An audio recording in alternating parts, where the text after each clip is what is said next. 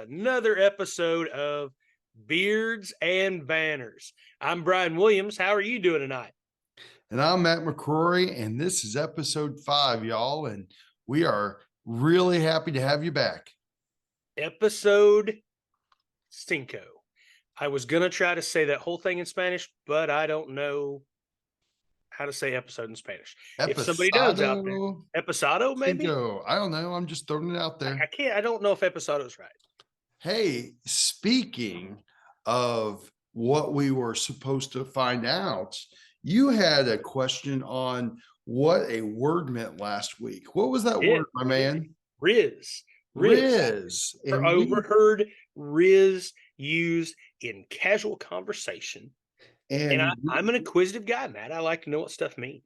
Yep. And we did some research. And Riz, ladies and gentlemen, means charisma. And I was really hoping that I could use that instead of reasons. Mm-hmm. Man, that lamb just walked out with some Riz. And I think I can use it. What do you think? I think you could. I had a few listeners reach out, snap me, and tell me that meant what they said was flirty, flirtatious. Essentially, it's these new generation of kids. It's their way of saying you got game. Oh, game. Okay. You have game. I don't know. When I was a kid, you had game. That guy, yeah, man, he is game. Yeah, game. He's throwing some game down. Now I guess you have Riz. We have Riz. Okay. Riz. Does this episode have some Riz? I think. Well, Matt. I mean, that's for the listeners to judge, but I'm a little biased. But I would say definitely. I think by the slate of what we got cooking, I think it's got a little Riz coming, man. What do we got on the docket tonight, Matt? All right, we got 5 things, bro. We have some playlists, as our listeners are always used to. We have a little segment called Reindeer Games. Last week, we talked about some reindeer information. This week, I'm going to quiz my man Bryan on some different reindeer trivia. And we're going to get to know reindeer just a little bit more. We're also going to get into some Who's Your Daddy on a couple of show pig sires.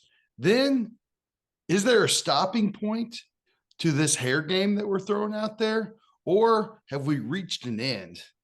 And finally, we're going to leave you with some motivational messages from Dolly Parton this week. So we are looking forward to another great episode. Hey, no kidding, Matt.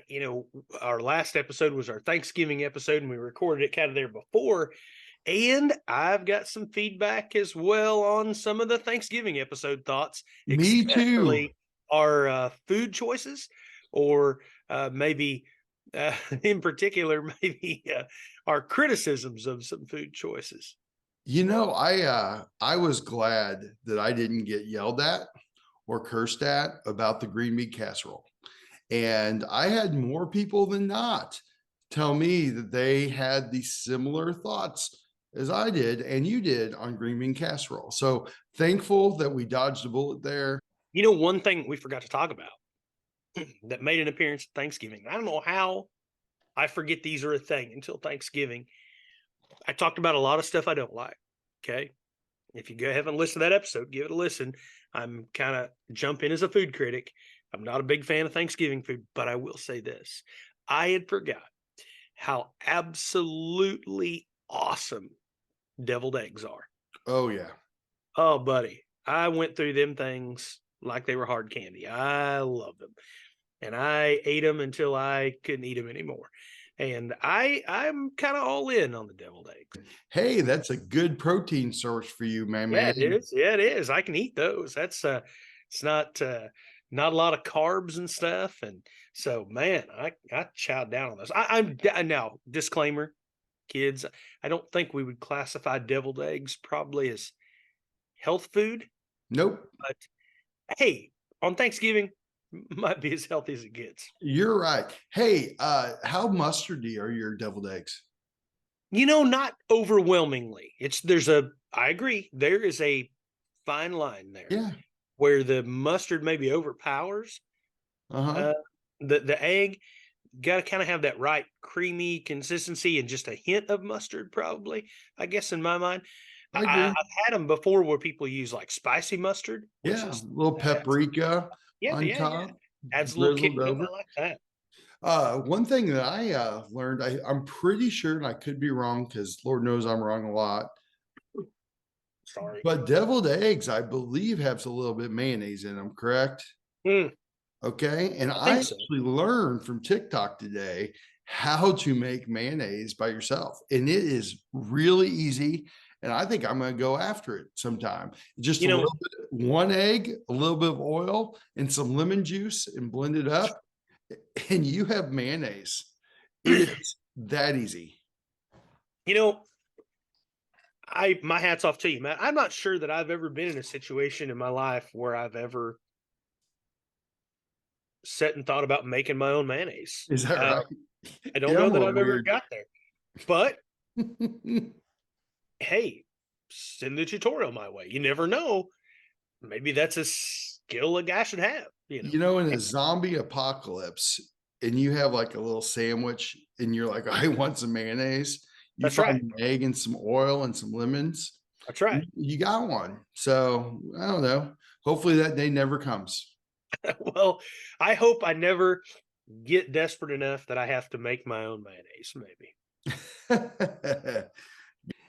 Hey, Brian, every week we get to something that a lot of listeners like a lot. It's called, Hey, what's on your playlist? And last week, my friend, you had an assignment. I It was did. to listen to a certain song called Gallo del Cielo by Jason Boland and the Stragglers. But That's I right. listened to a couple of different versions of that this week too. So he's not the only guy that sings it. So Really. can you tell the listeners your critique and what you thought of that song? You know, I went into it, and I will tell you, well, I've listened to a lot of Jason Boland songs. Somehow, somewhere, that one has slipped through the cracks, and it was one I hadn't heard. And I'm like you, okay. And we've talked about this before. Like a song with a story, like something that has some meaning or tells me a little bit about what's going on. And so I was ready. I listened to it. I thought it was awesome. I thought it was a fun song to listen to. Told a great story. I like it. I like it. I think it's going to get added to the playlist. Hey, I think it's going to get added. I really like it. I need to listen to it a couple more times, kind of get so I'm catching the whole. Like when you watch a good movie, sometimes you got to rewatch it because yeah. you're thinking about something and you miss a part of it. And so I want to listen to it a couple more times. I love the story. Talks about old Pancho Villa in there a little bit. I think it's awesome. I'm going to give it a solid 7.1. Hey, that's pretty good, man. 7.1. That's a C minus. That's very good. Well, you know what they There's a say. lots of times in college I was going for a C minus. Right. Hey, a little I'll tell a little story on myself here. Obviously we talk about this podcast sometimes getting hog heavy a little bit, For and sure. both of us obviously we're raising a few pigs, and that's kind of where we get in and get excited about stuff. Matt, I will tell you, the lowest grade I ever got in college was in swine confinement management. I'm sure that's a resume builder right there. I probably should put that Yes. right on the door of the barn. Like, if you want to come here and learn how to raise hogs, there's a 63% chance that I know what I'm talking about. Well, if we have statistics in ag, I would not do very well at that either. So Well, you're statistics was fine. the second lowest score I ever got. I was like, why are we doing this? And so Exactly. luckily, we had a test file, and the test file had 3 of the 4 questions that were the same every single year because he knew nobody could do that anyway. Oh man, So we like the just, first day, probably they're like, "Hey, we're going to talk about mean, median, and mode," and I'm like, "Okay, lay it on me." And I was like, kind of makes sense, kind of get it. I'm like, this yeah, I statistics can thing, do that. man, right up my aisle. I think I got this. The second day of class, I don't know what we were talking about. And I think we were speaking a language other than what I speak, because everything in there, I was like, would you like to know the mean? on this one. I know how to do that. Matt, do you know how often I use those type of formulas and define those kind of numbers and equations in my normal life in my 40 something years of existence? Zero, buddy. Zero. Well, I'd like to say that I haven't either, but I'm probably certain that if I would have learned it, I probably could have found some reasons to use it too. So Well, that's true. Maybe if I would have paid attention and not been drawing pictures of steers in the back of the room yeah, me on my too. I think notes. that is the biggest reason behind it. Or thinking about what your plans were that evening. That was Yeah. usually where my drawback was. Mhm. It was like a 4 o'clock class, and I was like, "What am I going to be doing in 2 hours?" Right. And Yeah. that, that's a big part of it. Okay, so let's just say that my statistics did not have the res. It did not. Nope, it It was didn't. not. My Mm-mm. statistics grade was not fire. It wasn't. It wasn't. It was on fire, I was but going to it say a wasn't very dumpster good. fire, maybe. So to summarize, great song. If you haven't heard it, check it out. Go to YouTube, go to wherever you download music and check it out. I think it's a pretty fun one. It's one that I would recommend. And I'm glad Matt brought it up. Good deal. Hey, do you have any on your playlist that you'd like to share today? I do. I have a couple to talk about. You know me, uh, music, man. I was cleaning the barn today. Had my big Bluetooth barn speaker out. Nobody was out there to tell me my music's stupid, so I could blast whatever I wanted, and just was having a great time. And this song came on, and I don't care who you are, like, and I maybe I've talked about this one before. I love this song. So if I've already suggested this, that means it's really serious. Go find it, put it on your playlist. AC/DC. Okay. A little bit of dad rock, probably. AC/DC, If You Want Blood. Oh man, like drums hit on that deal, get you pumped up. Man, I'm in there shoveling chips and poop and going to You town. go to third gear on that? Oh, I'm ready to run through a wall. Like Good. me and the wheelbarrow don't even have to go out the roll-up door. Like I just hammer on through the wall. Bugs Bunny cartoons where there's just the imprint in the wall. It's a good song, man. I'm telling you. The other one, I got two or three. You know me, I've always got to have a little Yeah, diversity. for sure.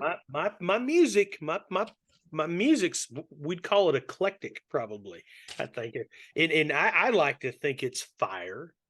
Um, People might disagree with me. Ice Cube, It Was a Good Day. I like that one for on the way home, just having a good time. Hopefully it's been a good day. I listened to that one and it's been a good day. Tells the story of an average day in Ice Cube's life. If you look on the internet, there's actually people trying to figure out what day he was talking about, because it's talking about how the Lakers beat the Supersonics and stuff. And so they kind of pinpointed it's like a day in February or something. Huh. Oh, if you haven't checked that one out, Ice Cube, old school, but Ice Cube's the man. Check it out. It Was a Good Day. The other one that I love, just a great song, couple versions of it. Ian Munsick, Come Home to You. Oh yeah, it's so good. So good. My favorite version is the stripped version, where it's a little more acoustic sounding. And I don't know if it's like concert footage or what it is really, but man, that one's really cool. Love both versions of it. Got both versions on my phone. And Ian Munsick, obviously, like another one of those guys right now that's hot, that everybody like, you know, every time I turn around, somebody's filming, somebody's sending me some Ian Munsick concert footage, which we all know that I love when I get that stuff. But pretty popular guy right now. The last one, Matt, may surprise you, may not. It's that time of the year. Christmas time is right around the corner. Thanksgiving is done. Everybody's got their trees up. Everybody's got their house decorated. And if they haven't, probably people are telling them, hey, what do you do? What do you have your tree up? So I'm starting to get Christmassy, starting to get in that mood a little bit.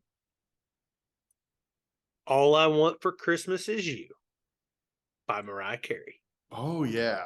So talented. She, whew, Mariah. So, I am so special. definitely one of those that might have been my first ever crush is Oh, Mariah Carey when I oh was my. in like second or third grade. I can tell you every every female in my life that I know is perplexed by my fandom of Mariah Carey. They just Mhm. don't get it. But I would agree. I remember being young and Mariah Carey came on with some of those songs. And I was like, "Ooh, what is going on here? Like, I'm digging this." She has the Riz, She has, and she's always had the Riz. and I like to believe when she's singing "All I Want for Christmas Is You," Talking about you, brother. she's talking about me. I'm pretty Yes, she is. sure. I'm 63% sure that she's Yes. talking about me. Matt, what is your favorite Christmas movie? Oh man, I cannot wait to get into a lot of Christmas talk over the next month Oh because man, it is so great, and I can't wait to talk about decorations, Christmas movies, all that good stuff. By far, my favorite Christmas movie of all time is "It's a Wonderful Life." wow, It that's a is so classic. good and it makes you feel good. And here's what I like about it. And we're going to talk about this maybe a little bit later in a different episode, but I like it so much because it makes you think, what are you doing for other people? Oh yeah, Goes with what we try to do, what we try to preach. And, what are you doing for other people? What are the little things that you're doing every day that make you stand out? That may not be like money making and attention seeking and things like that. But hey, are they making other people feeling good? Are they helping them out? And really, that's what we should be thinking about every day. Love It's a Wonderful Life. White Christmas, though, my dad loved it. And I tell you what, I can't go a year without watching it. I think it makes me think of my dad every time. It is absolutely easily one of my favorites. So easy to watch. Ben Crosby he is so good. His voice is like butter. What about you? oh, now I'm just embarrassed and feel bad about myself admitting what mine is. National Lampoons. 100%. You know me too well, Matt. Christmas Vacation. I cannot go more than a couple days in that space between Thanksgiving and Christmas. About every third day, I watch Christmas Vacation. Mm-hmm. It speaks to me. It spoke to me as a kid, as a dad, as an old guy now. Really speaks to me. I love everything up. There isn't a scene in that movie that I do not laugh out loud. Yeah. I LOL. Is that a thing? Do we still Yeah. say that? LOL? I Yeah. laugh out loud. Chevy Chase was born to play that character. Like it just doesn't Christmas. And I know we've got listeners out there that they're from a different generation. Their movie's probably like Elf Mm-hmm. or maybe The Grinch or that kind of stuff. I get that. I understand it. Growing up, when I grew up, if you don't quote Christmas Vacation at least once a day leading up to Christmas, I don't know that I can trust you. Like, I just don't know. I don't know about you. And so it's a big one to me. It's a biggie. We'll get into some of that stuff later, I'm sure, in the next few episodes leading up to Christmas. Um, favorite, other favorite Christmas movies. As a kid, I can tell you what my favorite one was. As a kid growing up, it was Rudolph the Red-Nosed Reindeer, the old, Oh, me too. gosh, Play-Doh version where yeah, they whatever just kind you, of move them around yeah, and whatever you call that. Gosh darn it, there's a word for that. You can tell I'm really up on my research here. Um, that movie's old. That movie was made like in the late 50s or 60s or something. Real old. Um, but as a kid, oh, I just thought it was the coolest thing. And I waited every year to watch it. Loved like because Burl Ives sings Have a Holly Jolly Christmas and that's where that song Mhm. came from. And then Yukon Cornelius. Uh, Yes. oh gosh, man. He kind of resembles us, my man. He could be a part of the Beards and Banners podcast, I think. In fact, I vote right now. Yukon Cornelius is our official, unofficial Beards and Banners Christmas mascot. He's going to probably make an appearance on our Facebook and Snapchat accounts very soon, I think. We want to hear from you, the listener, over the next few weeks and the next few episodes. What is your go-to Christmas movie? Well, speaking of Christmas time, we talked about an animal that is really near and dear to our hearts last episode, and that is reindeer. And I have a little reindeer game for you today, my friend. And I have 5 interesting questions about reindeer. Are you ready? Matt, I couldn't be more ready. All right. Question number 1. If you were listening last episode, all of Santa's reindeer must be what gender? I am going to say female. And it has to do with when reindeer lose their antlers, right? You are exactly right.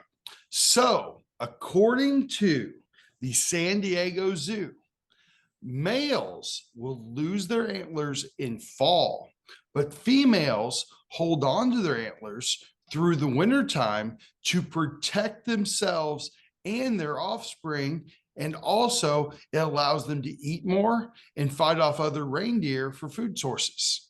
Pretty interesting, I think. Form and function. Nice. Yes, I agree. Okay. Question number 2. Okay. Are reindeers good swimmers? I'm going to go with yes. You are exactly right. They are good swimmers. Now, we both know, because I know we have some kids listening. Kids, I understand that we all know that reindeer fly. A little bit of tinsel sprinkled on them, I think, from Santa Claus and the elves, and they just shoot over. However, they are actually really, really good swimmers and will go sometimes across rivers, and they're actually very, very good at crossing cold water because of their hair coat, which brings me to my 3rd question. Here we go. All right. 3rd question is this. What is interesting and significant about reindeer hair as opposed to regular deer hair? Oh my. I think they have, like a lot of polar animals. I'm probably making this up. I think they have a long outer coarse hairs that are maybe hollow, and then there's a dense undercoat that protects them. Ding, ding, ding, ding, ding. Way to go, my man. Man, I'm doing okay on the reindeer game. I know more about reindeer than I thought I did. Yeah, you are a reindeer professional. I am going to certify you as a reindeer aficionado. Is that a word? I love aficionado, one of my favorite words. I think that you are a reindeer aficionado now. And well, I'm about tall enough to be one of Santa's helpers, so that yes. I feel like I should know some stuff about reindeer. Question number 4. Okay. Baby reindeer have spots. True or false? Oh gosh, that's a tough one. I'm going to go with no. Ding, ding, ding. You are right again. Dang, man, I'm a reindeer expert. They do not have spots. Here's an interesting thing. Reindeer that are just born will actually get up and run like within a minute and a half. And they can usually run like within 90 minutes of being born. So they will get up, they'll be on their feet fast, and they can run faster than a track athlete in 90 minutes. In 90 minutes. Yep, because they have to get away from predators such as wolves up there, and they are very fast at a young age. So I think that's pretty amazing. Well, I was guessing that maybe spots weren't going to help them, because I would think their biggest predator in their neck of the woods would be wolves and bears. Yeah. Both of which kind of smell hunt as much as they do anything. Mm-hmm. And so blending into your surroundings maybe isn't a big help when you smell like a reindeer. No, I don't think so. All right, the last one. All right. What has more nutrition? I'll Oh, give you four options. oh my. All of them are four nutrition qualities of milk. So, of these four animals, what has the highest value of nutrition for their young? A Jersey cow, B, a reindeer, Okay. C, a wolf, or D, a polar bear. Oh man, that's a tough one. That's tough. I want to say reindeer because obviously we're playing reindeer games. It is reindeer. And Nice. you are right in Wonder what terms the of, butterfat content would be like. yeah. So the butterfat content of a reindeer is 22% My. butterfat. It Oh is my. amazing, and 10% protein. So Huh. if we want to go on a reindeer milk dairy farm, I think that we could be onto something. I don't know how many gallons they put out though, and how many pounds per day, I don't but know. pretty interesting stuff. I've never seen an uddered up reindeer, I so haven't it either. would I be haven't. something that I'd like to know. How many pounds, on average, how many pounds of milk does a reindeer produce over the course of a day? Yep. And one thing I will say is this. I had somebody ask me earlier about are the male reindeers antlers longer than the females? And the answer is yes. Males get about 50 inches long in their antlers, and females only have 20-inch long antlers on average. So they're not as big. However, they do have more longevity. Pretty interesting facts. But there does come a point in the year where both males and females are antlerless. They are. So in the springtime, after she has her baby, and they will shed their antlers after she has to stop protecting, and also after she no longer has to fight off other animals for her food source. Man. Hey, reindeer facts brought to you by Beards and Banners and the San Diego Zoo. Hey, thank you, San Diego Zoo, for all of your great information. Check it out. Hey, we do have many California listeners. It's in our top 5. Matt, you sent me some info this week about kind of where we're at listener wise, where we're at download wise. And to me, maybe more fascinating than that was where that stuff's happening.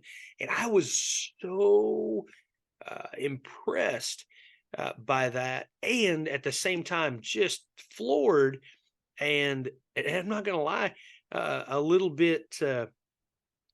A little bit humbled by the fact that, man, there's people listening to this thing all over, and I didn't know if we would get even our immediate family to listen to this, and it's going good. Tell us about it. Well, we have reached 3 different countries, which is Awesome. really awesome. So, hello to our Jamaica listener and our Jamaica. Germany listener. But also, we have reached over 22 states in our Oh man, listening audience. And I want to do a quick shout out. Our top 5 states are in order: Illinois, Missouri, Texas, California, and Oklahoma. So nice. if you are in one of those states and you have been spreading the word about Beards and Banners, keep it up. And we appreciate you for all that you're doing. And thank you for listening. You bet. It's we can't tell you enough how much we appreciate you guys listening in, sitting through us rambling on about music and the goofball stuff that we do. And we hope that you kind of hang out with us and take this little journey with us. We appreciate it. For sure. Thank you very much.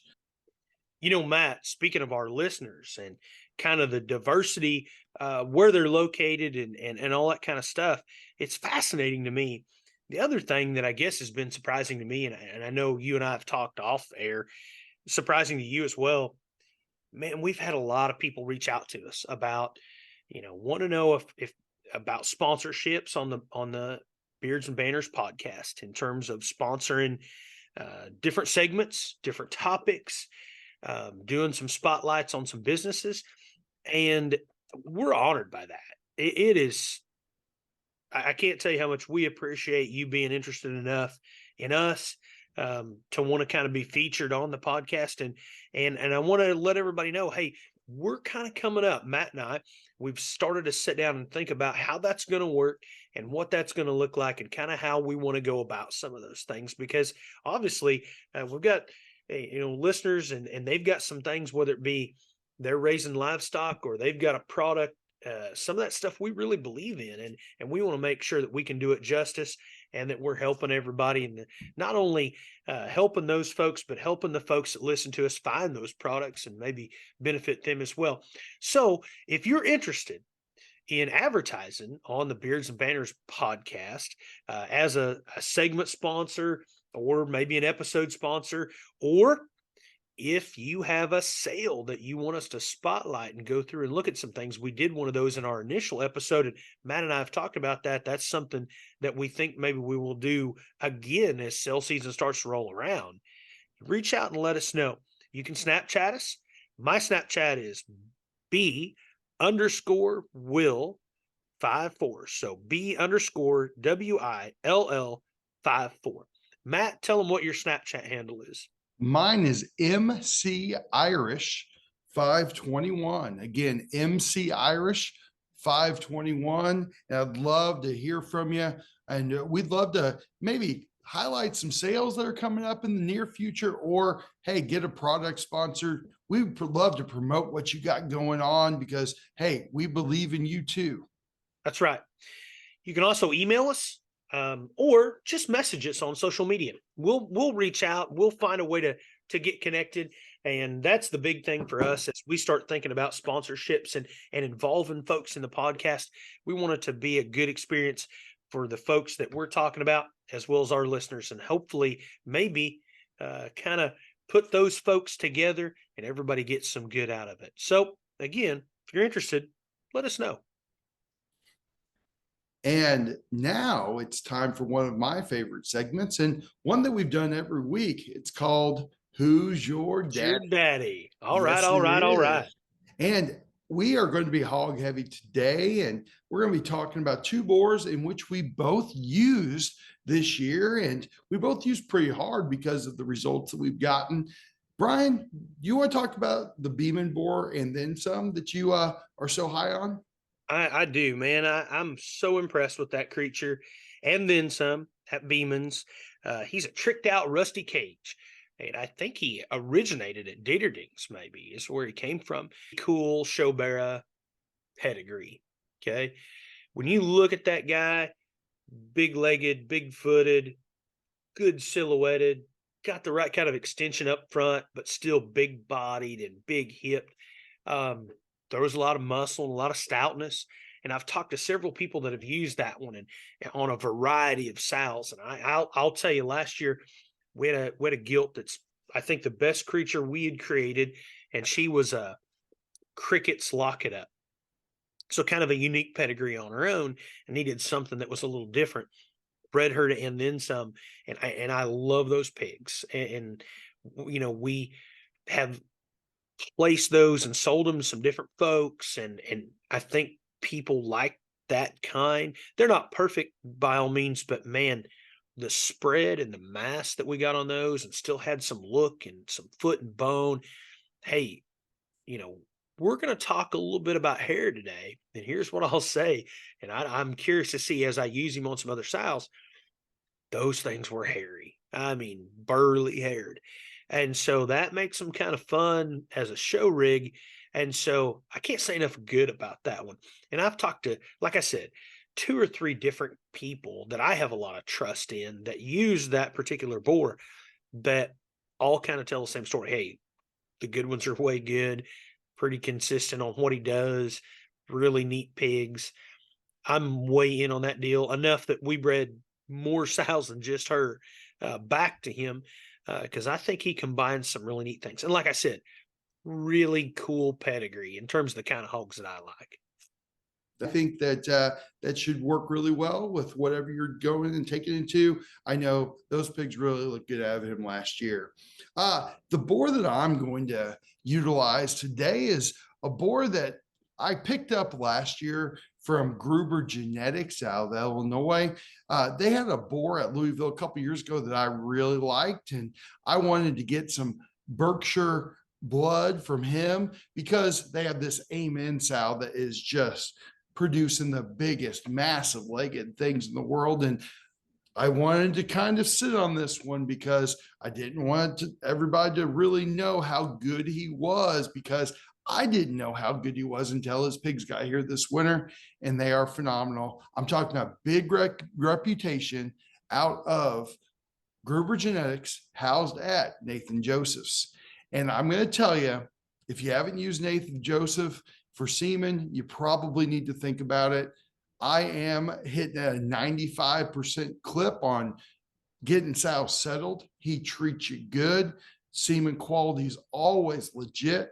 And I always appreciate the quality of work that he does and puts in. And he kind of goes underneath the radar a little bit because he's not the big name producers and the big name semen collection agencies and places. However, he has some good boars. He's got a Tamworth boar that is off the charts good. But this guy, big reputation, he is big legged. He is big backed. He is totally blown open, and he is a little bit on the moderate side. But if you want to really open him up, if you want to put a big old cage in him and really have a lot of definition of top and muscle, he is your daddy. And I've been really impressed. I used him on a change-up sister, the change-up boar from a few years ago. And she is probably my narrowest, tallest fronted sow. And those pigs are by far some of the best pigs that I've ever had on the ground here at Black and Gold Swan Genetics. So pretty proud of them, buddy.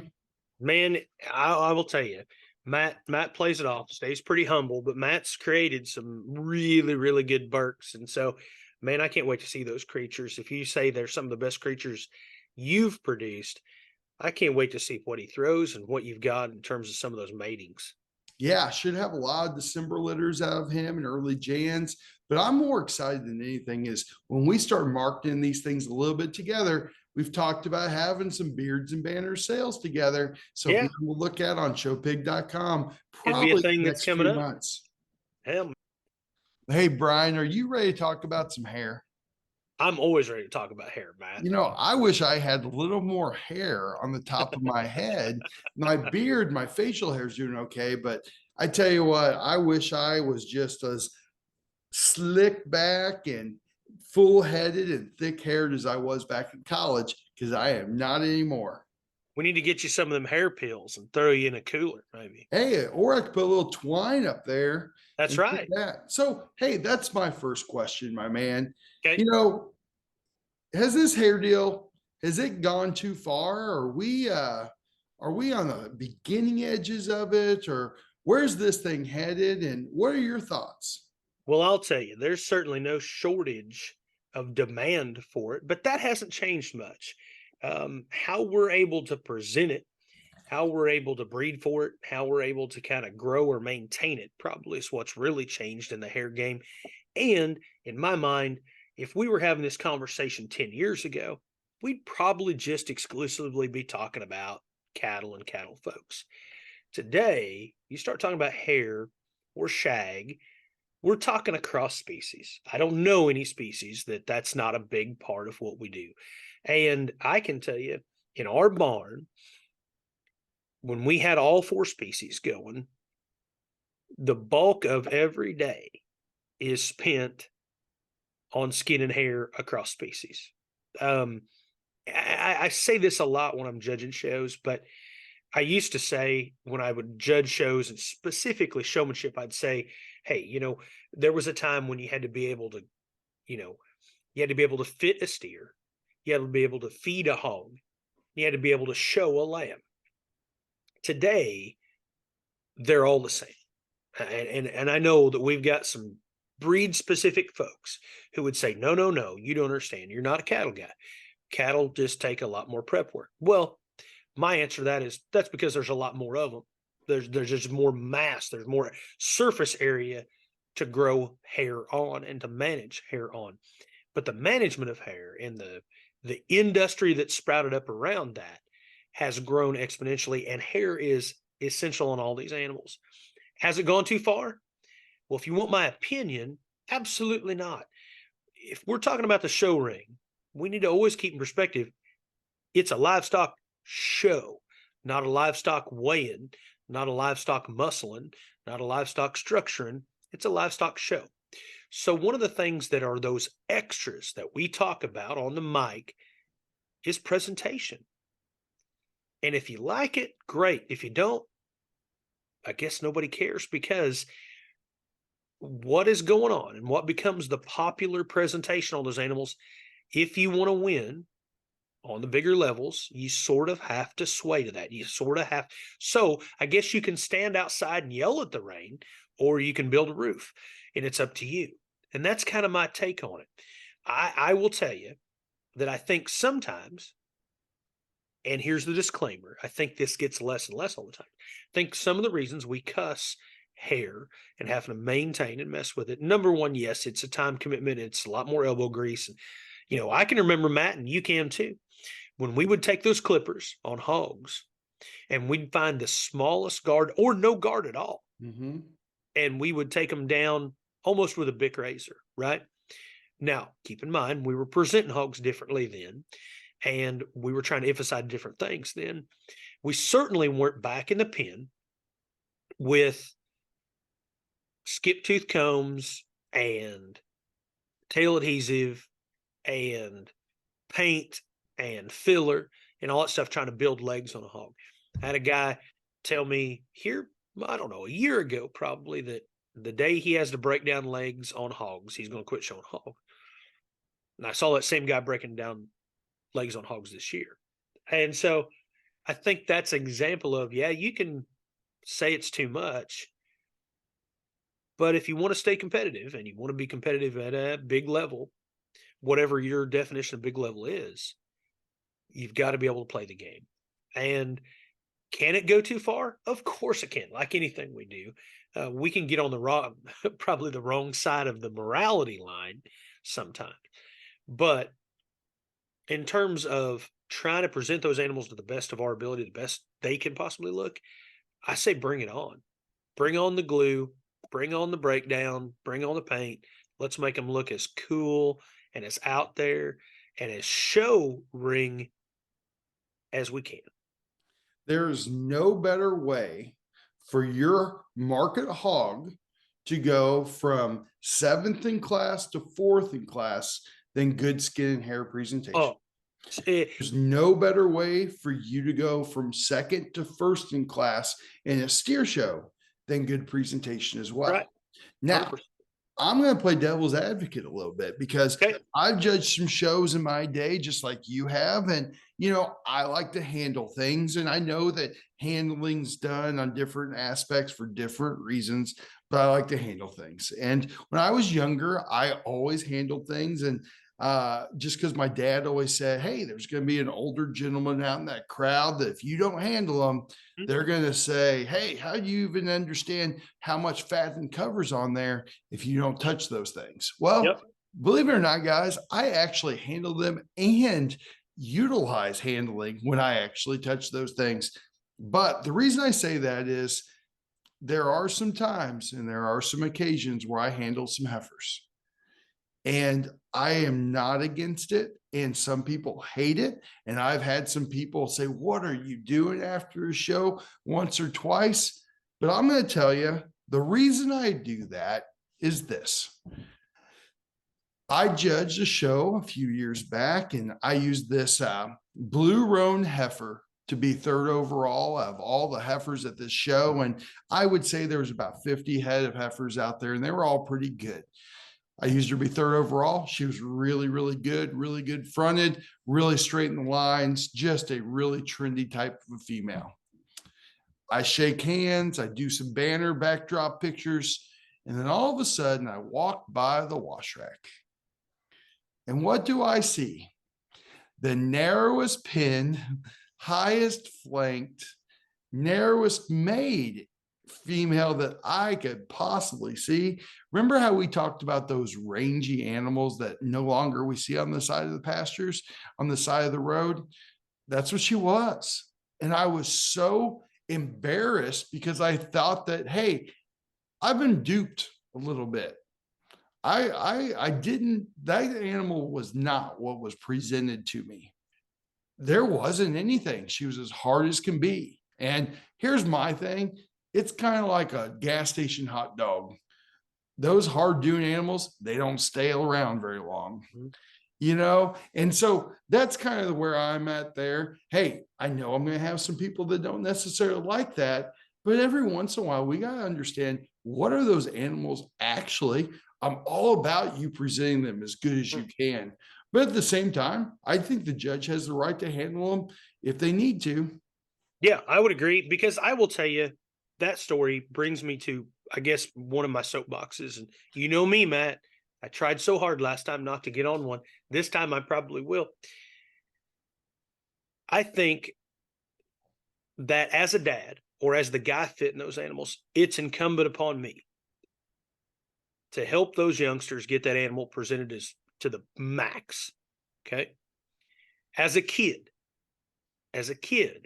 it was my responsibility to learn that trade a little bit, to understand how to do those things, how to get one presented, so that when I got old enough, I could do it. And I've tried real hard to pass that on to youngsters as I've gotten older.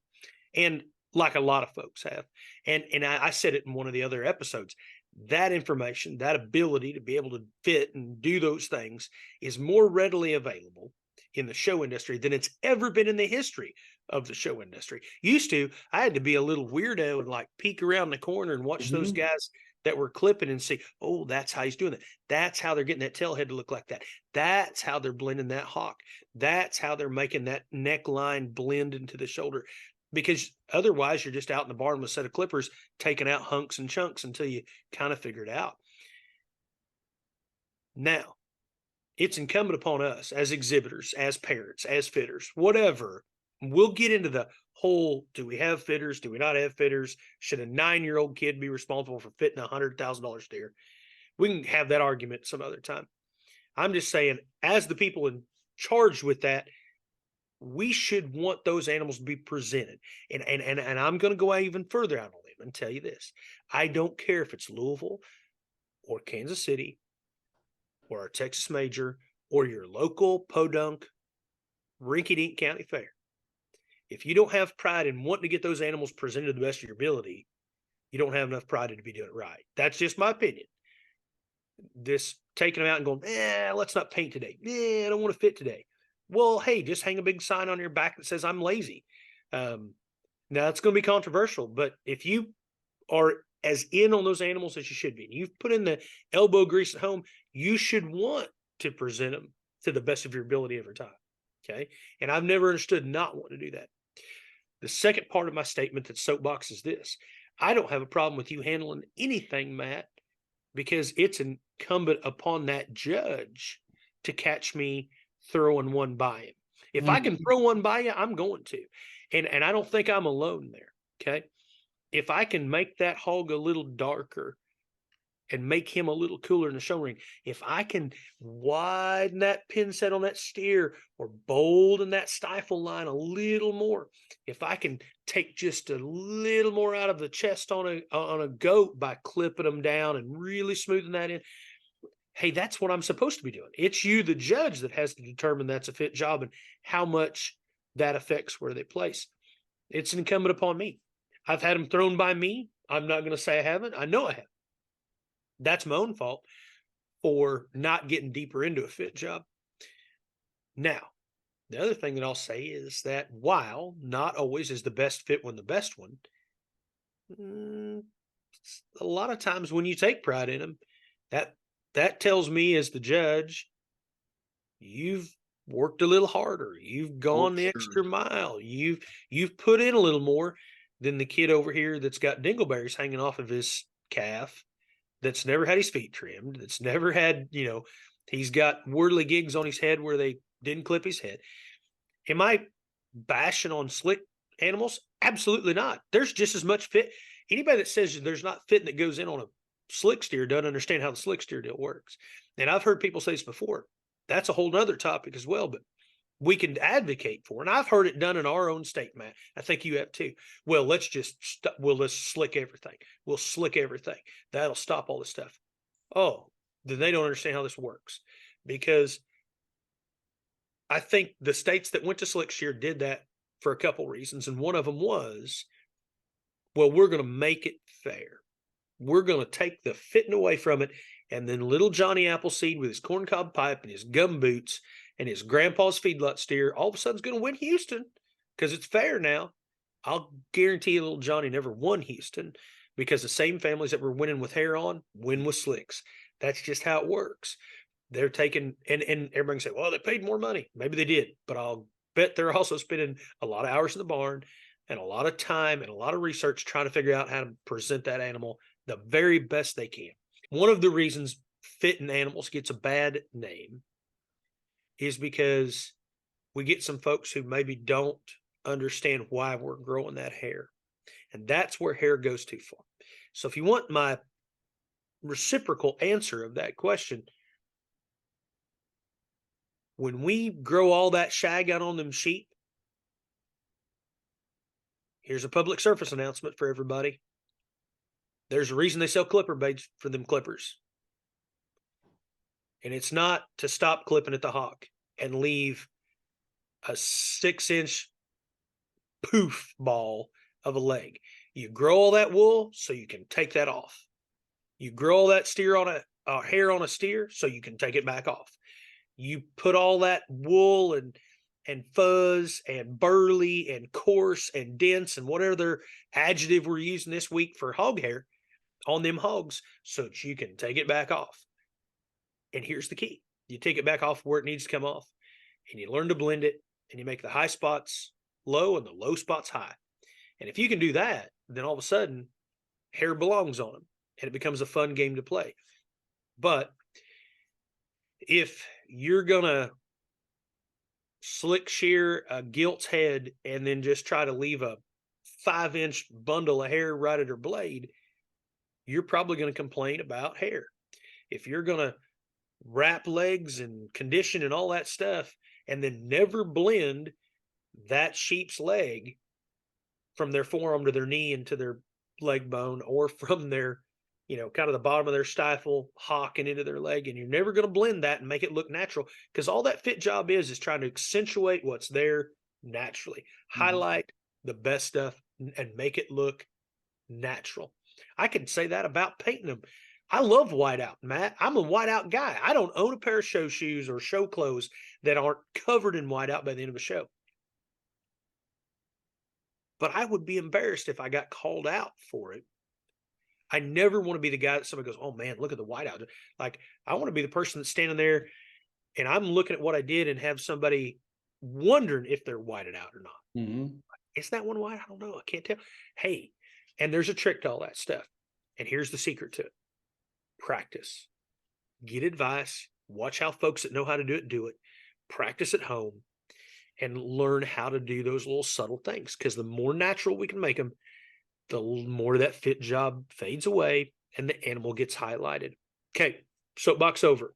I want to know, Matt, from our listeners, because I know there are opinions on this one.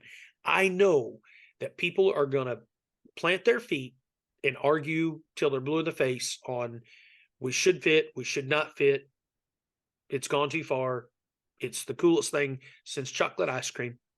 I want to know where people stand on it. I'm interested to know, because I know that you and I have talked. We would like to revisit this with some of its little intricacies and in future episodes and get people's opinions and be able to incorporate those things. And so I'm very interested to know where our listeners stand on this one. I couldn't agree with you more. And I think it gets really exciting when you think about like the different trends that are in there, but there's some kids that are doing a really good job doing it. And there's some younger kids that have really learned a lot over the last few years. And I, it brings me to a quick story. We have both judged the Carroll County Fair. And a few years ago, they do a big breed show of cattle there. And a few years ago, I was judging. It was really cool. A first time shower was coming out, and he was like 9, 10 years old. And he came out to the Angus show, and he had a really, really good heifer, really good. Had a ton of hair on it, was all just combed straight down, really good looking. Couldn't have been longer and leveler from hooks to pins. Had so much density of skeleton for an Angus. It really stood out. Stifle came all the way down almost to the hock. Like it was just such a long rumped animal, just really cool. So many pieces. And he was going to get some heifers that were going to junior nationals the next week. And I, I wouldn't have done this at 25 years old, but I was 40 years old at this time. And I used it to win the Angus deal. And then I challenged other people to hopefully see what I saw in this animal and go and help this person. Oh yeah. Get its feet trimmed, get this thing on a better diet so it can kind of go towards the state fair if that was the goal for it. Help it with clipping, help it with other stuff. The coolest thing happened, Brian. By the end of the show, I had about 30 people come up to me saying, "Oh man, I really agree with that. That was a good animal." And then by the end of it, that person had somebody that helped it that week. They had a feet trimming scheduled. They were going to clip it for him by that later on that night. They were going to talk to him about feed program and going over some stuff with them. And they were going to start taking that kid out with his family and his dad with them the next week. And all that was happened just by me saying, "Hey, let's help this kid out. He's got a really good one." And people really were gravitated towards it. It was so neat. And you talk about how you used to have to peer over and look at things. Now people are saying, "Hey, I'll teach you how to do it. If you learn how to do it better than me, you have at it, big boy." That's right. And I love that story, Matt, because to me, for all my soapbox, and I came off there a little bit aggressive, probably. I'm not going to apologize for it. It's my opinion. If you don't like it, fast forward through that part. But at the end of really this discussion, I think that's the most important part, is that that's what it's all about. Not everybody's going to just inherently know that stuff or come from a livestock family where that knowledge has been handed down and upgraded with every generation. Those folks exist, and my hat's off to them. I wasn't one of those people. I had to learn this stuff a little bit, and I'll tell you, I've made animals look horrible in the process of learning, and I've done things that I look back now, some pictures, I'm like, "Oh man, what was I doing? Like, why did I do that?" But you learn from those things, and you kind of hone those skills, and you talk to folks, you seek out help, you watch people. And my challenge is just exactly what Matt talked about. If you do have those skills, if you are good with clippers, if you're great with a feed bucket, if you can really get stuff dialed in terms of color and paint and filler, I challenge you to find those kids who are trying hard, who want to be great and just can't quite get it. Maybe don't quite know. Maybe just don't quite have the skill set. Reach out to them, help them out a little bit, because that's really what this is about. And let's face it, I know there's obviously some older people out there that are great fitters that have been doing it for years and years and years and years. I mean, when I was a kid, and we've said that, I've said this, I don't know how many times. When I grew up wanting to be Kirk Steerwalt, and Kirk's still doing it, and Kirk's still putting on I clinic. still want to be Kurt Stillwell. Yeah, and and now I will tell you, a guy that figured out how to do it from a time when none of these products existed, none of this stuff that we use now, and could make them look off the charts, just unreal good. And then has evolved with the times, evolved with the styles, evolved with the products, and still today continues to pass that knowledge on. His greatest joy is watching somebody go from, "I don't know what I'm doing," to being able to do one. And I realize that's more in the cattle world, but we need more of that. And I think we're getting a lot more of that in the other species as well. People reaching out, helping kids, putting on clinics, trying to not just for show, but saying, hey, I really want you to come away with some knowledge and be able to have a skill set and do this for yourself. And so that's my challenge. If you have those skills, if you're good at stuff and you see somebody struggling, take some time out of your time and pass that information and skill on to other folks. I could not agree more. Let's help each other out. Speaking of helping each other out, it is time for my favorite segment. It is the motivational message of the week. Bryan, I believe you have one from a special lady. I do. And, we talked about this a little bit before we started recording here. I asked if he'd seen, over the weekend, the footage of Dolly Parton, who at 77 years of age came out and performed, I think, at halftime of the Dallas Cowboys game on Thanksgiving. Jolene, Jolene, That's right. Jolene, Jolene. Sorry, listeners. And she was not wearing a coat of many colors. She was, in fact, Song makes me cry every time. I know it. She was wearing a Dallas Cowboys cheerleader uniform.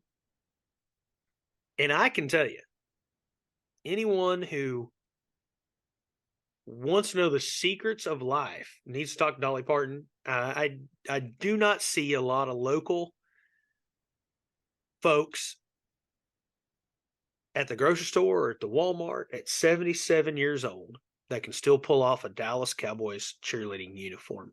Very, very impressive. And the longevity on that particular female has to be applauded, has to be astonishing a little bit to everyone. On a serious note, stability EPD is very high. That's right. Stability is very good.